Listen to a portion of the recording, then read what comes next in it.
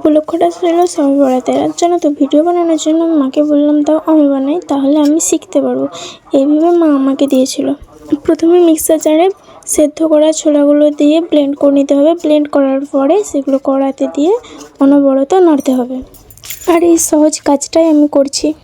আর ওই দেখো, ছোলাগুলোর মধ্যে মা কয়েকটা তেজপাতা দিয়ে দিয়েছে, যাতে সহজেই বোঝা যায় যে ছোলাগুলো হালুয়া বানানোর জন্য পারফেক্ট হয়ে গেছে। কারণ তেজপাতাগুলো যখন ভাঙবো তখন শুকনো পাতা ভাঙার মতো একটা আওয়াজ হবে, তখন বোঝা যাবে যে হালুয়া বানানোর জন্য ছোলাটা এবার পারফেক্ট হয়ে গেছে। আর আমি কয়েকবারই দেখে নিয়েছিলাম তেজপাতাগুলো ভেঙে কোনো আওয়াজ হচ্ছে কিনা, দেখলাম যে এবারে হয়ে গেছে। তারপর ছোলাগুলো একটা পাত্রের মধ্যে ঢেলে নিয়েছিলাম। এরপর দেখো চিনির শিরা রেডি করছি, যার মধ্যে সামান্য পরিমাণে এলাচ ও সামান্য পরিমাণে দারচিনি দিয়ে দিলাম। আর ওই দেখো, চিনির শিরাটা আমি একটু গন্ডগোল করে দিয়েছিলাম, তারপরে মা এসে বাকি কাজটা পুরোটাই করেছে, আমাকে আর কিছু করতে দেয়নি। আর ওই দেখো, আমি শিরাটা একটু গন্ডগোল করে দিয়েছিলাম, সেই কারণে একটু ঝরঝরে হয়ে গেছিলো, বাট খেতে অসাধারণ, টেস্ট জাস্ট অসাম।